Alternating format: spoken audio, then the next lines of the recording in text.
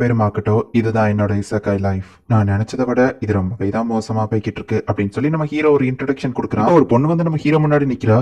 நான் என்ன சொல்றதுன்னே தெரியல அப்படின்னு அந்த பொண்ணு சொல்லப்போ, இவ தொலைஞ்சு போயிட்டான்னா என்னால நம்ப முடியல அப்படின்னு சொல்லி நம்ம ஹீரோ வந்து அந்த பொண்ணு கிட்ட என்னாச்சுன்னு விசாரி அப்படின்னு சொல்லி நம்ம ஹீரோ மியா கிட்ட காமிக்கிறான். ஹே, தேவையில்லாம எதுக்கு எங்க வழியில குறுக்க வர அப்படின்னு சொல்லி மியா கேட்கவும், கொஞ்சம் எங்க வா, ஒரு பொண்ணு கிட்ட இப்படியா பேசுவ அப்படின்னு நம்ம ஹீரோ திட்டுவோம். ஆனா நம்மளோட டேட்டிங்ல அவ குறுக்க வந்தால, நானே கொஞ்ச நேரம் தான் உங்க கூட தனியா இருக்க முடியும் அப்படின்னு சொல்லி மியா சொல்றா. உனக்கு என்னாச்சு, ஏன் இங்க தனியா இருக்கிற அப்படின்னு நம்ம ஹீரோ கேட்கறான். அந்த பொண்ணு அழுதுகிட்டே இப்ப நம்ம ஹீரோவை கட்டி பிடிக்கிறா. எவ்வளவு நம்ம கூட கூட்டிட்டு போகலாம் அப்படின்னு சொல்லி நம்ம ஹீரோ சொல்றான். இது எல்லாத்தையுமே ஒருத்தன் மறைஞ்சிருந்து பாத்துட்டு இருக்கான்.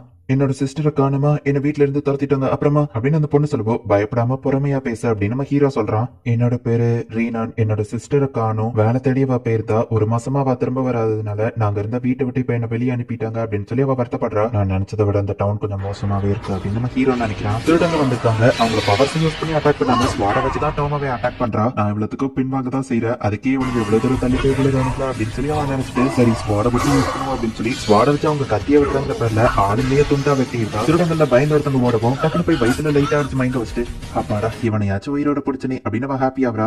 உன்னை என்ன பண்ண சொன்னா, என்ன பண்ணி வச்சிருக்க, எல்லாரையும் கோ பண்ணி வச்சிருக்க அப்படின்னு நம்ம ஹீரோ பிடிச்ச அவளை திட்டிட்டு இருக்கான். யார் அந்த திருடங்க அப்படின்னு சொல்லி நம்ம ஹீரோ பாக்கலான்னு பாக்கும்போது, மாஸ்டர் அங்க பாருங்க அது ஒரு பொண்ணு டோமாவே சொல்லவும், பொண்ணு பையன் இப்போ வந்து கம்ப்ளைண்ட் பண்ணிட்டு இருக்க, நீ தானே தூக்கிட்டு வந்த அப்படின்னு நம்ம ஹீரோ திட்டுறான். இப்போ ரீனா நாங்க வரப்போ நம்ம ஹீரோ அவளை திட்டுறதை நிப்பாட்டுவோம். ஹே ரீனான்றப்போ தேங்க்ஸ், உன்னாலதான் மாஸ்டர் எனக்கு லெக்சர் எடுக்கிறத நிப்பாட்டிட்டாரு அப்படின்னு சொல்லி டோமாவே ஹாப்பி ஆவரா. நான் என்ன சாப்பிடுறது, எங்க தூங்குறது அப்படின்னு நம்ம கேட்கவும், ஹால்ல ஒரு சாப்பாடு இருக்கு, அதுக்கப்புறமா அங்க ஒரு பெட் இருக்கு, அங்க போய் தூங்க அப்படின்னு சொல்லி நம்ம ஹீரோ சொல்றான். ஆனா அதெல்லாம் என்னோட தாச்சு அப்படின்னு டோமாவே வருத்தப்படுறா. ஓ ரொம்பவே தேங்க்ஸ் மாஸ்டர் இல்ல மிஸ்டர் அப்படின்னு வா சொல்லுவோம். எப்படினாலும் கூப்பிட்டு நம்ம ஹீரோ சொல்லுவோம் பிரதர் அப்படின்னு வா சொல்றா. இதுதான் தொலைஞ்சு போன என்னோட சிஸ்டர் அப்படின்னு சொல்லி அவ காமிக்கிறா. நீ சூப்பரா டிராயிங் பண்ணிருக்க அப்படின்னு டோமாவே சொல்றா. அவ போட்டோவை பார்த்துட்டு நம்ம ஹீரோ ஷாக் ஆகுறான். அந்த பொண்ணு இப்ப வெளியே வரவும் கொஞ்சம் சோகமா இருக்கிறா. டோமாவே கொலை பண்ண ஆளுங்கள மியா போய் சாப்பிட்டு வந்துருதா. திருட வந்தவங்க மெமரிஸ்ல இருந்து ரீனானோட சிஸ்டரை கடனுக்காக கடத்தி வச்சிருக்காங்கிறது தெரிய வருது. அவ இருக்கிற லொகேஷனும் நம்ம ஹீரோக்கு தெரியுது. மாஸ்டர் அந்த ஆளுங்க எல்லாம் சாப்பிட ரொம்ப கேவலமா இருந்தாங்க அப்படின்னு மியா சொல்றா. ரீனானோட சிஸ்டரை உடனே காப்பாத்துங்க அப்படின்னு நம்ம ஹீரோ சொல்லுவோம். அவ உயிரோட இருக்காளோ என்னமோ அப்படின்னு சொல்லி அவங்க சொல்றாங்க. இப்பவே கிளம்பி போங்க, அவளை போய் காப்பாத்துங்க, நான் கெஞ்சி கேட்டுக்கிடுறேன் அப்படின்னு நம்ம ஹீரோ சொல்றான். ஓகே யங் மாஸ்டர், கண்டிப்பா நாங்க அவளை கண்டுபிடிச்சு கூட்டிட்டு வரோம், ஆனா பதிலுக்கு நீங்க எனக்கு ஒண்ணு பண்ணணும், சாமராய் லேடியா நான் மட்டும்தான் இருக்கணும் அப்படின்னு சொல்லி டோமாவே சொல்லுவோம். இதெல்லாம் ஒரு விஷயம் கேக்குறாளே அப்படின்னு சொல்லி மத்த ரெண்டு பேரும் நினைக்கிறாங்க. கண்டிப்பா இது அவளா இருக்காதுன்னு தெரியும், ஆனா பாக்குறதுக்கு அவளே மாதிரியே இருக்கா, ஹாசகாவா அப்படின்னு சொல்லி நம்ம ஹீரோ நினைக்கிறான். யங் மாஸ்டர் எப்பவோ பொறுமையா கரெக்டா திங்க் பண்ணுவாரு, ஆனா இந்த விஷயத்துல அவர் கொஞ்சம் ஒரு மாதிரி இருக்கிற மாதிரி தெரியுது இல்ல அப்படின்னு சொல்லி மியா கேட்கவும், யங் மாஸ்டரோட மெமரிஸ்ல அந்த ரியானோட சிஸ்டர் மாதிரியே நான் ஒரு பொண்ணு பாத்திருக்கேன் அப்படின்னு சொல்லி டோமாவே சொல்லவும், என்னது நீ யங் மாஸ்டரோட மெமரிஸ் பாப்பியா அப்படின்னு சொல்லி மியா ஷாக் ஆயிட்டு எனக்கும் காமிக்கணும் அப்படின்னு கேக்குறா. யங் மாஸ்டர் ஒத்துட்டாருன்னா கண்டிப்பா நான் அதை பண்றேன், இந்த விஷயத்துல நீ யங் மாஸ்டருக்கு ப்ரூவ் பண்ண, ஏன்னா இதுல அவரு ரொம்பவே கான்சென்ட்ரேஷனா இருக்காரு அப்படின்னு சொல்லி டோமாவே சொல்றா. ரீனானோட சிஸ்டரை எப்படியாச்சும் காப்பாத்தணும் அப்படின்னு சொல்லி இவங்க முடிவு பண்றாங்க. நம்ம எங்க போய்கிட்டு இருக்கோம் அப்படின்னு கேட்கவும், இந்த ஃப்ரூட்ஸ் வைக்க போறோம் அப்படின்னு நம்ம ஹீரோ சொல்றான். ஒரு பெரிய மெர்ச்சன்டோட பையன் சொல்றீங்க, உங்களுக்கு குதிரை ஓட்ட தெரியாத நம்ம கேட்கவும், நீ நல்லாவே ஓட்டுற, உன் சிஸ்டர் இதை நினைச்சு பெருமைப்படுவான்னு நம்ம ஹீரோ சொல்லுவோம். அவ கொஞ்சம் சோகமாகறா. நமக்கு இருக்கிற கடன் அடைக்கிறது நான் அட்வென்ச்சர் பண்ண போறேன் அப்படின்னு சொல்லி ரீனோட அக்கா போயிருப்பா. பட் அடிப்படை திரும்ப வரா. என்னால கடன் அடைக்க முடியல, நீ இங்க இருந்து போயிரு, இந்த பிரச்சனை எல்லாம் என்னோட போகட்டும் அப்படின்னு சொல்லி ரீனோட சிஸ்டர் அவளை அனுப்பி வைக்கிறா. இவளால எந்த ஒரு பிரயோஜனமும் இல்ல, இவளுக்கு ஒரு தங்கச்சி உண்டு இல்ல அப்படின்னு சொல்லி சில பேர் பேசிட்டு போறாங்க. ரீனன் அங்க இருந்து தப்பிச்சு ஓடவும் ஒருத்தன் அவளை பிடிச்சிருதான். இவங்க நடந்து போற அதே இடத்துக்கு கீழதான் ரியானோட சிஸ்டரும் இருக்கா. என்னோட ஃபேமிலியில எல்லாருமே அட்வென்ச்சரர்ஸ், எங்க ஃபேமிலி ட்ரெஷரோட அந்த ஷார்ட்ஸ் வார்டன் அடையாளம் தான் போனேன், ஆனா என்னால அதை பண்ண முடியல, இங்கேதான் சாக போறேனா அப்படின்னு சொல்லி அவ யோசிச்சுட்டு இருக்கவும், நல்லவேளை இவ உயிரோட தான் இருக்கா, யங் மாஸ்டர் கண்டிப்பா சந்தோஷப்படுவாரு, இதை பண்ணா போதும்னு நினைக்கிறேன் அப்படின்னு சொல்லி இப்ப அவளை ஹீலிங் பண்றாங்க. அட என்னால இப்ப அசைய முடியுது, ஆமா நீங்க யாரு அப்படின்னு சொல்லி அவ கேக்குறா. இந்த கதை பண்ண பூட்டி இருக்கு, இது என் வழியில இருக்கு அப்படின்னு சொல்லி மியா அதை அப்படியே மொத்தமா எரிச்சிருதா. இந்த பக்கம் வா சீக்கிரம் அப்படின்னு டோமாவே கூப்பிடுறா. ஆமா நீங்க ரெண்டு பேரும் யாரு அப்படின்னு சொல்லி அவன் அட்வென்ச்சரஸ் வந்து கேக்குறான். நம்ம ஹீரோ கொண்டு வந்த ஃப்ரூட்ஸை 500 கோல்டு காயினுக்கு வித்துட்டான். இந்த பர்சன் யாரு, அது என்ன வகையான ஃப்ரூட், 500 கோல்டு காயின் கிடைச்சிருக்கே அப்படின்னு சொல்லி ரியான் யோசிக்கிறா. நம்ம ஹீரோ அவளை தொடர்பா பயந்துருதா. என்னாச்சு அப்படின்னு நம்ம ஹீரோ கேக்குறான். என் வீடு பக்கத்துல தான் இருக்கு, இதை போயிட்டு வந்ததா அப்படின்னு அவ போகவும், இவளுக்கு வீடே கிடையாதுன்னு சொன்னா, இவளுக்கு சமாளிக்க கூட ஒழுங்கா தெரியல, இவளை அவங்க ரொம்ப டார்ச்சர் பண்றாங்கன்னு நினைக்கிறேன் அப்படின்னு சொல்லி இப்ப நம்ம ஹீரோ வந்துட்டு அவன் பவரை யூஸ் பண்ணி அங்க என்னெல்லாம் நடக்குது, அவங்க என்னெல்லாம் பேசுறாங்கிறத பாக்குறான். ரியான் வந்துட்டு நடந்த எல்லாத்தையுமே சொல்றா. அவன் ஒரு சாதாரண பணக்கார பையன், அவன் கிட்ட இருக்கிற அந்த 500 கோல்டு காயினை எடுத்துட்டு வா, உங்க அக்காவோட கடனை அலைஞ்சிரும், நான் அவளை ரிலீஸ் பண்ணிருந்தேன் அப்படின்னு அவன் சொல்றான். ஆனா அவங்க என்கிட்ட நல்ல விதமா நடந்துக்கிட்டாங்க அப்படின்னு அவ சொல்லவும், உன்னோட சிஸ்டர் அப்படின்னா உனக்கு வேண்டாமா, உங்க கடனும் முடிஞ்சிரும் அப்படின்னு அவன் சொல்றான். ஆனா என்கிட்ட அவங்க ரொம்பவே நல்ல விதமா நடந்துக்கிட்டாங்களே அப்படின்னு அவ யோசிச்சுட்டு, சரி நான் திருடிட்டு வரேன் அப்படின்னு சொல்லி கிளம்புறா. ஒரு சின்ன பொண்ணை இப்படி பண்றானுங்க, இவனுங்களை சும்மா விடக்கூடாது அப்படின்னு நம்ம ஹீரோ நினைக்கிறான். நீ யாரும் டோம போய் கேட்கவோ, இங்க இருக்கிறதுலே நான் தான் ஹை லெவல் அட்வென்ச்சரர் அப்படின்னு வந்தவன் சொல்லவும், ஓ நீ இவளை காப்பாத்த வந்திருக்கியான்னு டோமவே கேட்கிறா. எனக்கு கடத்தி வச்சதே அவன் தான் அப்படின்னு சொல்லி ரியானோட சிஸ்டர் சொல்றா. பாஸ் ரியானை விட்டு அந்த பையன் கிட்ட வேலையை முடிக்க சொல்லியாச்சு அப்படின்னு சொல்லி பின்னாடி வந்து ஒருத்தன் சொல்றான். ஒரு அட்வென்ச்சரரா நீ எப்படி தப்பு பண்ணலாமா அப்படின்னு சொல்லி டோமவை கேட்கிறா.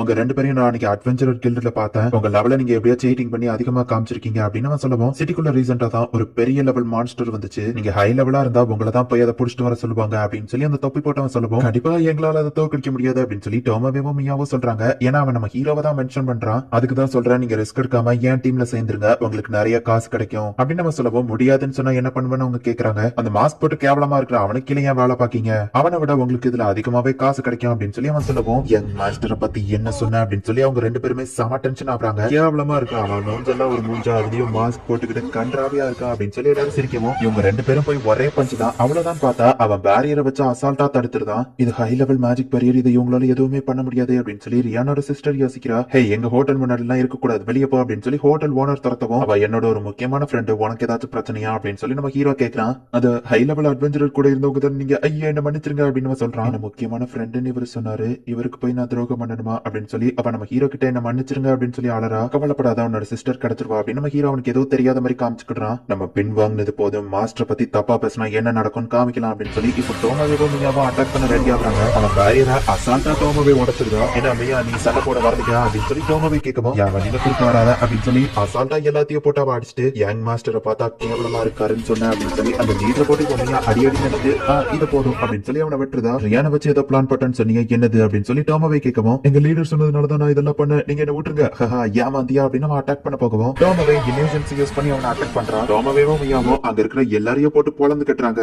அங்க ஆல்ரெடி அடைச்சு வைக்கப்பட்டிருந்தவங்களோ யாரையவங்க அப்படின்னு சொல்லி பாத்துட்டு இருக்காங்க. சண்டை போடுறதுக்கு இந்த இடம் ரொம்பவே குட்டியா இருக்குல்ல அப்படின்னு சொல்லி டோமாவே கேட்கவும், மியா அந்த டோட்டல் இடத்துலயும் இப்ப படிக்க வைக்கிறா. யாரு பாய்வங்க ரியான் யோசிச்சிருக்கும் போது தொகுந்து மதிய நிப்பாத்துங்க அப்படின்னு சொல்லி அந்த லீடர் வந்து சொல்றான். அவனையும் இவங்க அசால்ட்டா வச்சுட்டு கொஞ்சம் ஓவரா போயிட்டோமோ அப்படின்னு சொல்லி யோசிக்கிறாங்க. யங் மாஸ்டரை கிண்டல் பண்ணா இதுதான் தண்டனை, என்ன மியா பத்தல, உன்னை விட நான் தான் அதிக ஆளுங்களை அடிச்சிருக்கேன் அப்படின்னு சொல்லி டோமாவே சொல்லவும், நான் தான் நிறைய பேரை அடிச்சேன் அப்படின்னு சொல்லி மியா சொல்றா. உடனே டோமாவே ஒரு அட்டாக் கிரியேட் பண்ணிட்டு, என்ன இப்ப நான் தானே நிறைய அட்டாக் பண்ணிருக்கேன் அப்படின்னு சொல்லி டோமாவே கேட்கவும், ஆமா அப்படின்னு என்னோட சிஸ்டர் தலையாடுறா. உடனே மியா அட்டாக் பண்ணிட்டு இப்ப நான் தான் அடிக்கணும்னு சொல்லவும், ரெண்டு பேரும் இந்த டவுனை தான் அழிச்சுக்கிட்டு இருக்கீங்க அப்படின்னு சொல்லி ரியானோட சிஸ்டர் சொல்றா. என்னோட அட்டாக் தான் அதிகம் அப்படின்னு சொல்லி ரெண்டு பேரும் அதிகமா அட்டாக் பண்ணி அந்த டவுனையே காலி பண்ணிட்டு இருக்காங்க. இப்ப ரியானோட சிஸ்டர் அவகிட்டயே வந்து சேர்றா. ரியானோட சிஸ்டரை பார்க்கவோ ரொம்பவே ஹாப்பி ஆகுறா. பரவாயில்ல எதுக்கு நன்றிலாம் அப்படின்னு சொல்லி டோமாவேவும் மியாவும் சொல்றாங்க. எங்களுக்கு காப்பாத்துனதுக்கு ரொம்ப தேங்க்ஸ் அப்படின்னு சொல்லவும், இவளோட ஹேர் கலர் தவிர்த்து மத்த எல்லாமே அப்படியே பாக்குறதுக்கு ஹாசுகாவா மாதிரியே இருக்கு அப்படின்னு நம்ம ஹீரோ நினைக்கிறான். ஆமா மியா உன்னால வெப் ரெடி பண்ண முடியல நம்ம ஹீரோ கேட்கும். ஆமா மாஸ்டர் அப்படின்னு வெப் ரெடி பண்ணி கொடுக்குறா. அவங்க ரெண்டு பேரையும் நம்ம ஹீரோ பாத வச்சு கட்டி போட்டுட்டு வால் கிரியேட் பண்ணி கொடுத்த அந்த ஆரோ எப்படி இருக்குன்னு செக் பண்ணி பார்க்க வேண்டியதான். நீங்க ரெண்டு பேரும் காப்பாத்தி கூட்டிட்டு வாங்கன்னா மொத்த டவுனையும் அழிச்சு வச்சிருக்கீங்க அப்படின்னு சொல்லி நம்ம ஹீரோ அந்த ஆரோ ஓட்டி உங்களை வெளியே அனுப்புறான். காப்பாத்தி கூட்டிட்டு வர சொன்னா மொத்த டவுனையும் அழிச்சு வச்சிருக்காங்களே, என்னோட இசை லைஃப் மட்டும் ஏன் தான் அப்படி இருக்கும் அப்படின்னு நம்ம ஹீரோ நினைக்கிறான். இந்த இடத்துலயே இந்த எபிசோட்